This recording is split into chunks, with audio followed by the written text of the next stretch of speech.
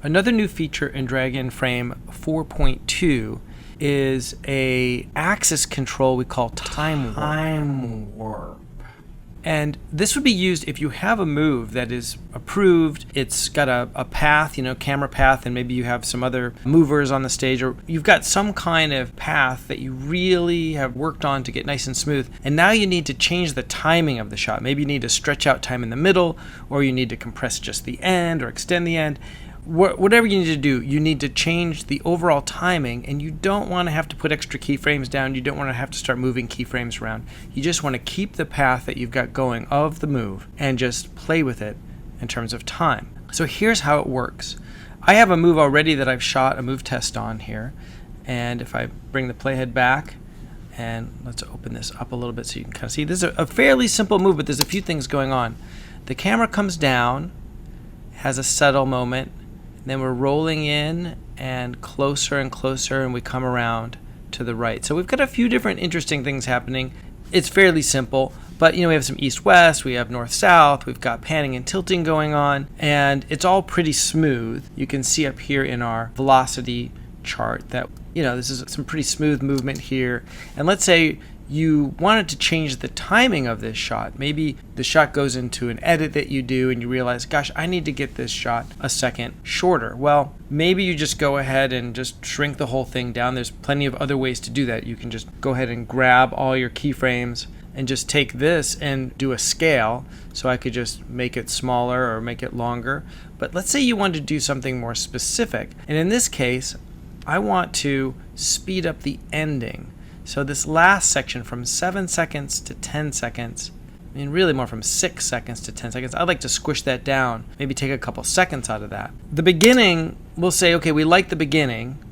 We want to keep that timing, but right around here we want to start speeding up so this last bit isn't so slow. Okay, so we're going to do that with time warp. Now, maybe some of you are watching this and saying, well, okay, couldn't you put some keyframes down right at the 6 second mark and kind of lock that and then go ahead and pull these keys? Yeah, you could do that, but it might throw off the move slightly and you may have to do some massaging of the keyframes. Let me just show you this easier way where you can do it with one set of keyframes on our new axis called time warp. Now I'm going to add a time warp layer to it. So here we go. I'm going to go over here. Unfortunately, you can't see it. I'm sort of going off the bottom of the screen, but believe me, down here is a menu item called Add Time Warp. Time warp. So now we've got this white line going all the way across. It's getting a little cluttered in here, so I'm just going to solo time warp, and I'll solo something I can look at like tilt and maybe pan. Those are doing some important things here. Okay, so now I'll be able to see as I'm changing the timing what's happening. All right, let's open this up a little bit so we can really dig in here.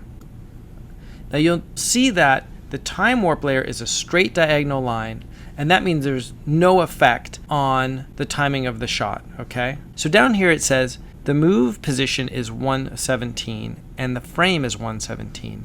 And if we go along and move this playhead, you'll see it gives us a reading of what the move is in the frame number, what we've programmed, to start with, and where it's moved to. And at this point, nothing's moved.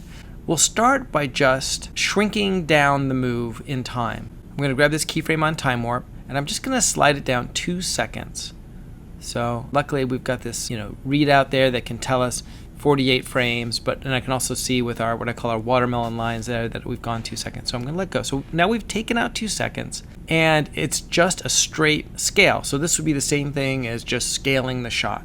So what we're going to do is we're going to add a key right here, and we're going to adjust it to try to keep this side of the line in the old timing and allow this section to be the sped up part. So let's see how that goes.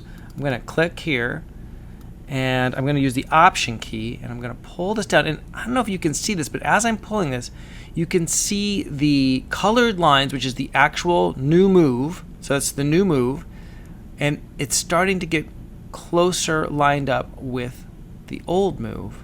Okay, and I'm going to move this around a little bit.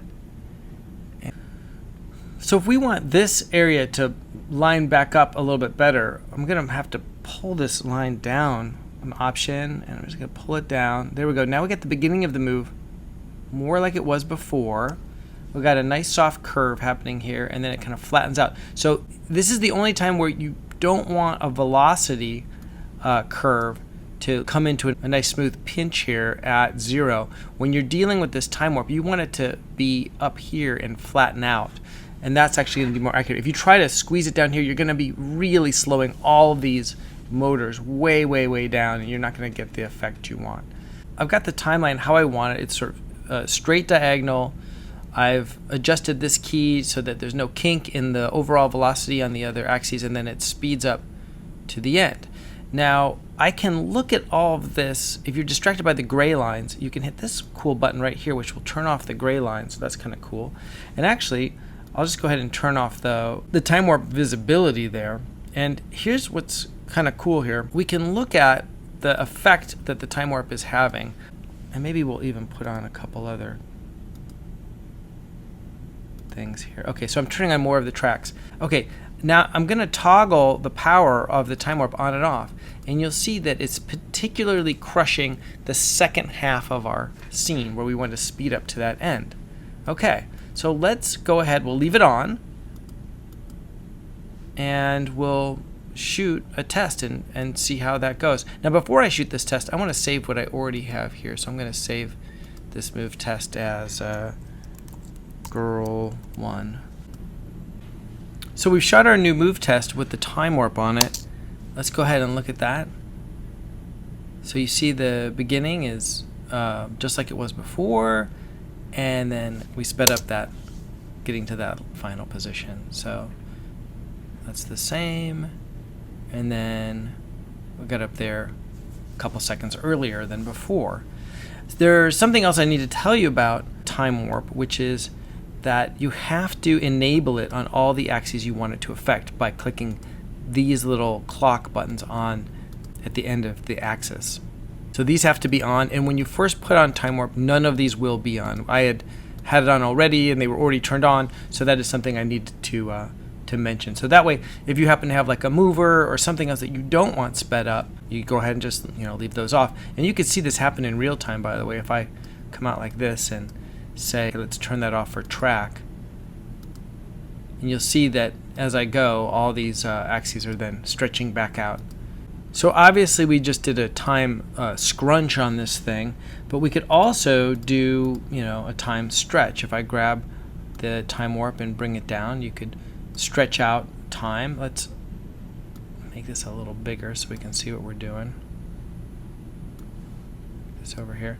So you could grab this guy and stretch it down and adjust it, and let me get rid of this middle one. So now I've stretched the whole move quite a bit, and at any point you could pop a key in here, and then you can really push and pull on the time. You can even make time go back and forth. Watch this. This is kind of neat. I'm going to delete that guy. Okay, let's say we really go out here on the timeline, and then we put a key way out here. Okay, if I pull this down, you'll see that it's actually taking time and repeating it. So this move would go forward, and then it would go backwards. In fact, if we go down the line even more, put another key, and this guy we pull up, you can see we could take a move and have it go forward and backwards, because this line always represents the move in time. Let's take this guy and make it a key like that. Yeah, so you could do some crazy stuff. I hope this has been helpful, and good luck with programming. Time warp.